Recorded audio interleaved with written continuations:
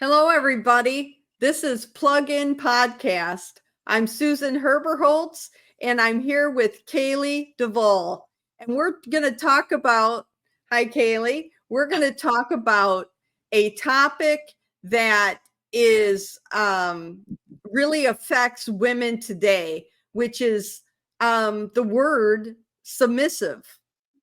And it talks about being submissive in the Bible, but we're going to talk about just the word itself and how it relates to women and how we struggle with that word, whether it's in our workplace, in our home life, in our walk with Christ, or our whether we're walking with Christ or not walking with Christ. It's a word that women in general struggle with. How do you see it, Kaylee? Well, I see it as a positive.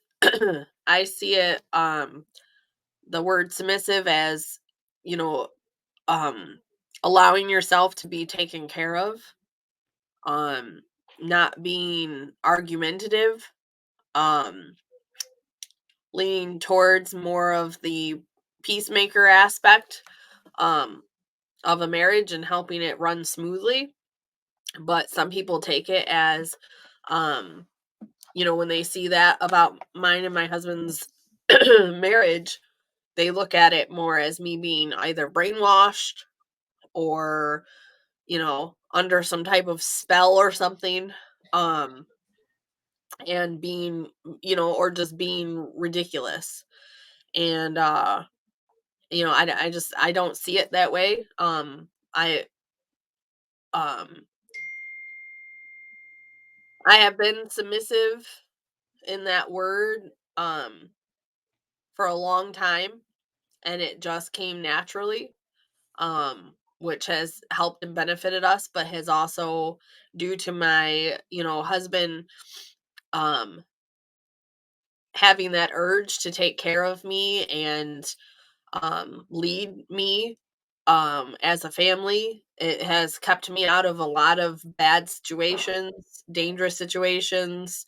I can look back and see, um, just how, by me being respectful and submissive to him, that it had literally saved my life multiple times. Yeah. So sometimes it's very positive, but I think in general, women have a hard time with that word because we've talked about it before in a different another podcast about how women have been um, had a different journey than men in the world. We didn't have the right to vote. We didn't drive back in the day. We Things were different. Women were treated differently, and women have really had to push through some of those glass ceiling things that have prevented us from moving forward, whether that's in our home life, our work life, our independence. And I hear a lot of women that I speak to regarding that word submissive, and it's, I don't want to give up my independence. I'm too strong of a woman. I'm too independent of a woman to give that up. I'm not giving it up to anybody. And they look at that word submissive as a lack of freedom. Hmm. And it's a real struggle for a lot of women to get through that. Being submissive is not losing your independence. They relate their independence and their strong will to that word submissive, and it's gotten a bad rap. Yeah. I And kind of It's kind of like, you take like a fairy tale, right? Of like this princess who's sitting there waiting for Prince Charming to come, right? And then Prince okay, Charming comes and, saves her, right? And then what's it all what do the fairy tales always say? They lived happily ever after, right? mm-hmm. But the person that princess marries becomes the king, and she's the queen, right? So Yep, ultimately he takes the head of the household, and she's allowed to just stay this beautiful, princess or the queen, with him. And it's not that you don't have conversations, you don't make big decisions together. It's not that only one person runs finances and, gives you this small, allowance and just dictates your whole relationship. That's not what being submissive and having that kind of marriage is. It's ultimately you're being respectful to your husband, for him, and you're trusting in him that he's going to lead you and your family on the right path and make the right decisions for the family. And you have those discussions in between, and ultimately the final say is your husband's, because he's the head of household and you want to respect and give him that authority to make those choices. Right. You don't want a weak king. You don't No. want to, not treat your husband or your partner with respect, so that they're not sitting on their horse with their crown and their, in their kingship. Yeah, You and you're don't not want to, giving up anything. You're still the queen. You still live there, make choices. You have, if you want to take it in that aspect, you have like yeah, the servants in the castle that, you're in charge of, and plan the dinner ball parties. And like, it's not that you don't get to do anything. And it's not that you're just chained to a wall somewhere and you're just waiting to be told what to do. It's that you're allowing the stronger vessel, in that relationship, to run the household and put that responsibility on him, which can be a relief on you. If the responsibility is onto the husband and he made absolutely. the wrong choice, it's on him. It's not, you're not taking the fall for it. Your husband made those choices, and we're talking more of Yeah, bigger choices. It's not like your husband gets to pick out what color curtains, yeah. like, it's not everything. It's the bigger stuff. It's your spiritual walk, your big decisions in life. It's about not having that constant quarrel, fighting, being trying to make things more peaceful and allowing and trusting. And you can't have that peace until you actually trust your husband to Right. take lead. And then that gives you the freedom to be more feminine and have, feel like a woman, instead of having to feel like you constantly have to accomplish this or succeed this or hit these things, because you have that strong person in that role already. So you take on the roles that you're intended to, and that's made so that things can actually run quite smoothly. Right. They can function as they're supposed to function, and you're not fighting that role play, because you're an independent, strong woman. You Right. can be an independent, strong woman and be in your lane. You Yeah. don't have to be in his lane and him in your lane. And if he makes the wrong decision, you're not to be there like, yeah, see, look, Mhm. you made that wrong decision. We all make wrong decisions. We all make mistakes. No one can sit here and say, "Oh, I've never made a mistake." I've made some big mistakes.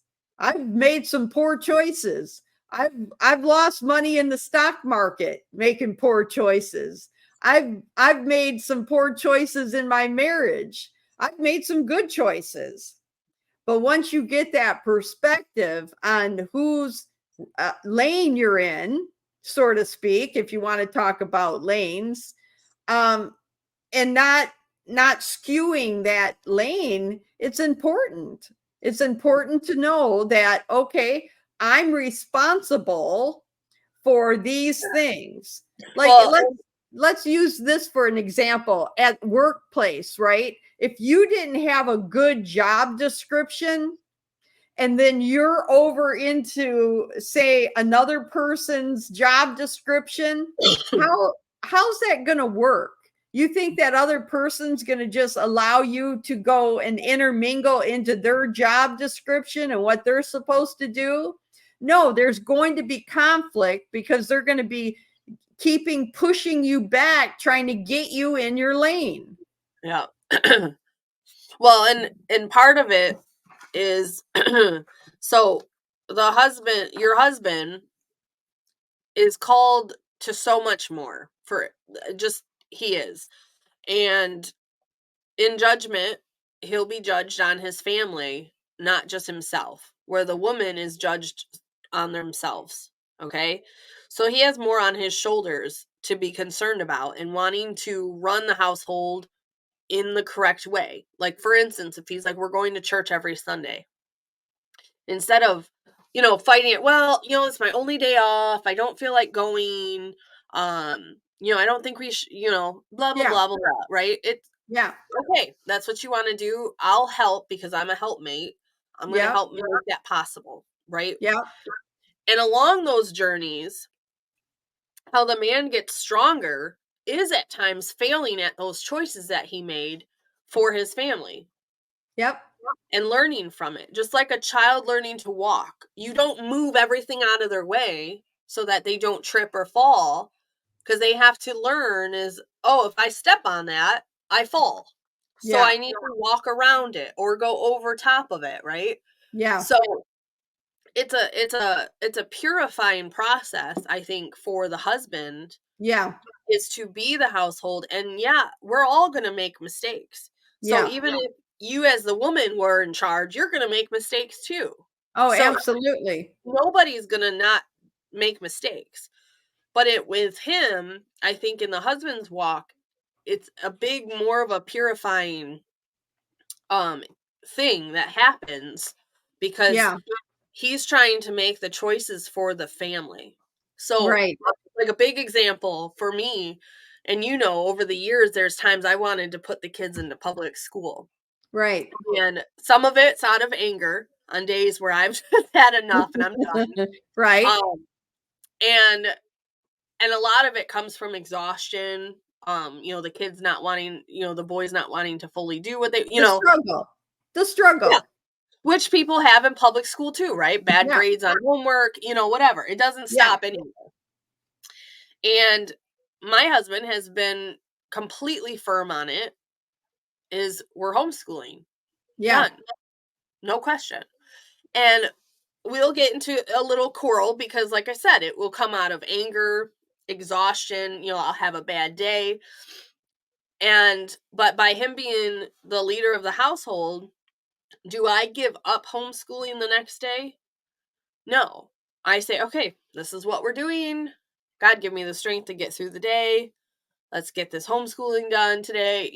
Let's make it better. And I try to find ways to make it either more interesting for the kids or, do things. Change it up. And I try to make it work. Now, Yeah. has it been perfect the whole time? No. Has he failed in ways? Yes, because I feel like if it was a choice, we should both be very involved in it, right? Yeah. Yeah. But circumstances, he can't. He works full time. Yeah. Right? And at night, everybody wants to kind of just veg out and just relax from the day. Yeah. And now that our kids are older, it's a little easier to do that, but we still need to be involved. So it's not that I don't have a voice and I just homeschool and deal with it. So I bring it up to him on occasion, like, hey, since we're doing this homeschool thing and we're on it now for, 13 years, like, Right. Yeah. And so there's still failures and he recognizes them as, yeah, I should be more involved. I need to start taking more interest in what they're learning, what they're doing. Yeah. We get so distracted in our own, world. But how much worse would it be if I didn't accept homeschooling? Like, Right. not just the days that I don't, but all the time. Yeah. And if we were constantly at heads fighting about it, instead of me being, submissive and going, okay, let me figure this out. Let me find out what I need to do. Okay, I need to get a planner. And I'm talking years of this, of Yeah. how to make it work. Yeah. And so it's just stuff like that. And he's learned along the way. I've learned along the way. But we didn't fight about it because, and I'm not saying just because I respected him enough to accept it that we didn't fight, but it was going, okay, he's the head of household. This is his choice. It's not going to change. Right. Let me figure, how I can help with it. And, Well, I can tell you, for me, some of the scariest times with that word was when I had to play the man role. Like when you were a child, you said to me, because Kaylee, you're my daughter, you said to me one time, Mom, are you the mom or you the dad? Because you're the mom that acts like the dad. That was so scary to me. That was a super scary time in my life because I had to step in and be the dad role as far as working financially, insurance. I had all of those stresses on me, as well as the stress of I still was the mom. yeah. I still had to take you guys to school. I still had to make sure that you were taken care of, that there was food on the table. Now I had the added responsibility of making sure how that was going to be paid for, making sure that things were taken care of. That was really scary because I wanted to stay in my lane, Right. but I couldn't. So you were just a little babe and you're like, Mom, are you the mom or you the dad? Because you're the mom that acts like the dad. And that was out of your mouth. And you were probably 4 or 5 years Yeah, old. I was going to say around 4, yeah. Yeah. And that was really scary when I had to step up and take on that role because your dad did not step into my role. I had both roles. So I got to experience both of those things. And I never wanted to go back to that role. And so that word for me, submissive, it was very scary in my marriage with Michael once me and your dad divorced, to submit once again and really be in that lane, because I was like, I don't want to, do that again, because that was so scary and it was so hard. And so I struggled with that. But on the other side of that, once I was able to, okay, I can trust him to lead, I can trust him to make those decisions. He's a confident man and I respect him. Then my ability to become the mother again and the peacemaker again just fell into place. And it's like, it still took a little while because you wouldn't give up like the job, right? no. For the pipe fitting. Like it was hard for you to let go. Oh, it And was very hard to let go because I was so afraid personally to be able to submit, be well, able yeah, to it's let, like somebody going through a house fire, right? You're always thinking everything's gonna be taken from you. yes, Like at any moment, everything can be gone and you have to start over again. So it is very hard. And like I said, I've told people I've been asked so many times about mine and Larry's relationship. And because there was a lot of years there where it was like perfect in my yeah, eyes. yeah, And people are just like, how? Like what? And I'm like, since we've been together, I just submit to him. I don't know how to explain it. I don't know why. And it's ever since he saw me in high school, the first day he saw me, he said that he knew I was going to be his wife. yeah, Like how that to me freaks me out still to this day. I'm like, that's creepy. Like, how you didn't Right. even know my name, you knew nothing about me. And so he worked hard to get to me, right? Yeah. And I'll just give a short background. So in 2001 we started dating. After 2 weeks, we hadn't even kissed yet, weren't even holding hands. He tells me he loves me. I break Yeah, up with him. that's hard to hear. That's I hard to break up with him trust. because I'm just like, you don't know me. We've only been, dating for 2 weeks. Like, you're creepy. You're just like every other guy. You're trying to just get with me and think that those words are what will do it, right? And Yeah.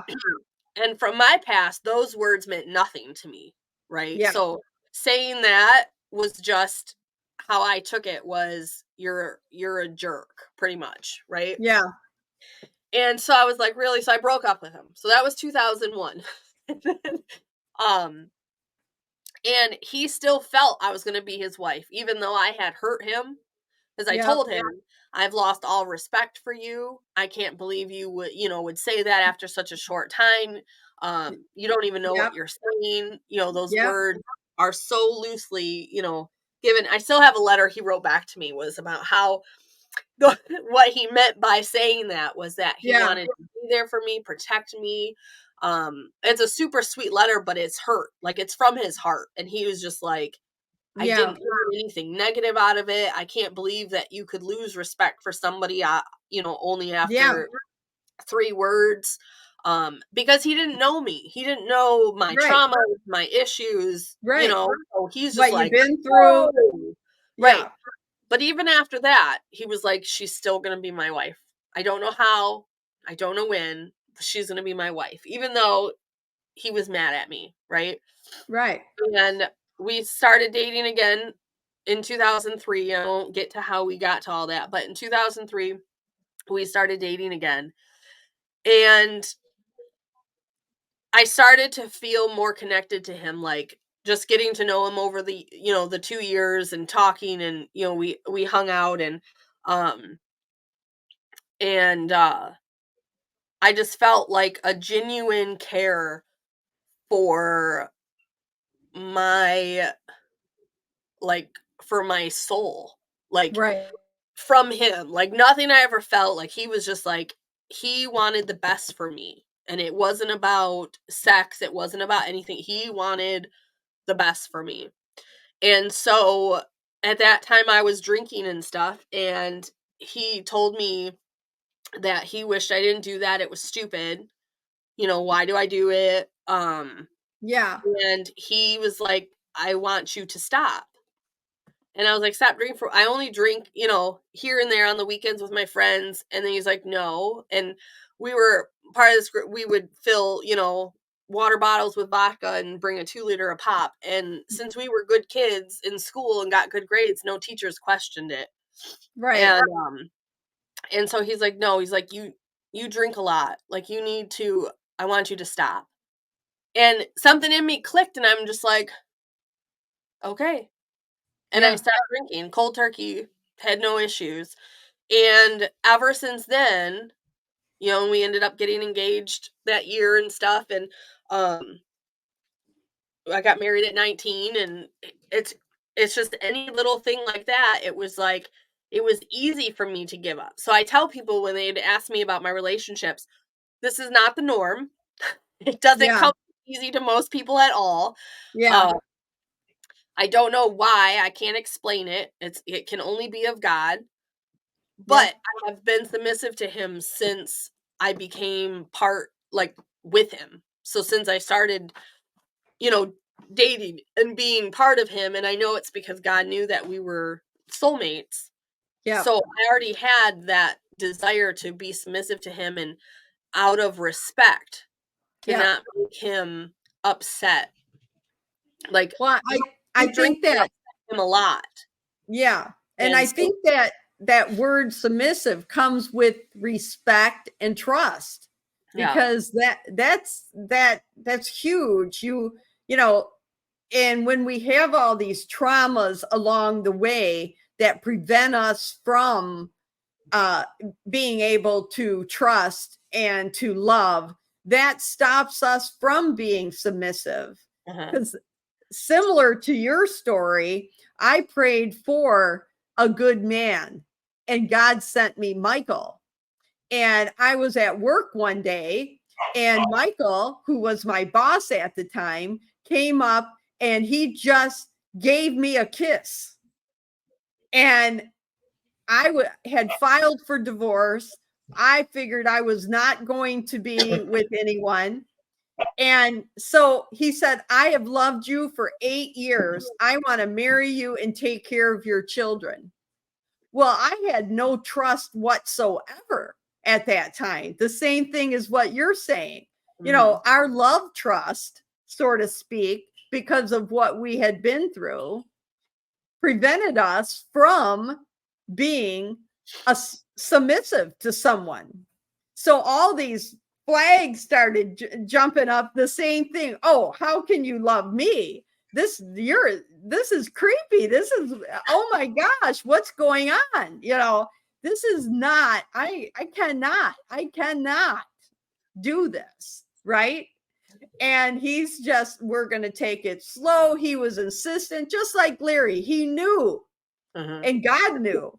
Of course, I didn't know. And I was, all the flags and all the trust issues and, you know, all of those things go up. But once you get past that trust issue and their heart is pure and their heart is right, then you are able to submit, and that word no longer becomes an issue for you. And it's a beautiful, beautiful thing. It's a beautiful relationship. It's a whole different relationship than what you're used to, what you've been through, those traumas. They can go away with the right relationship. And God can send you the right relationship. Like I said, I prayed, God, give me a good man. And he did. And I'm thankful for him. And I know you're thankful for Larry. And submission doesn't have to be that negative word that as women, we really have a difficult time with. Yeah. Once we're able to do that, once we're able to get past that, it can really be a beautiful thing. And I encourage any woman listening to this to reevaluate that word, reevaluate the negative condensations that are related to the word in your life, so that you can get past that and you can either submit to the beautiful person that you're with today or the beautiful person that God is sending you your way. So I hope that you re-look at this word submit and see it in the way that God intended it to be. And I thank you, Kaylee, for being on with me today. We had a couple technical issues, but the internet is unstable. We apologize for that, but we thank you all for being with us with Plug-in Podcast. Goodbye. Have a good time today and try and submit and reevaluate that word. Thank you, Kaylee, for being on with me today. Yep. Thanks for having me. Bye-bye.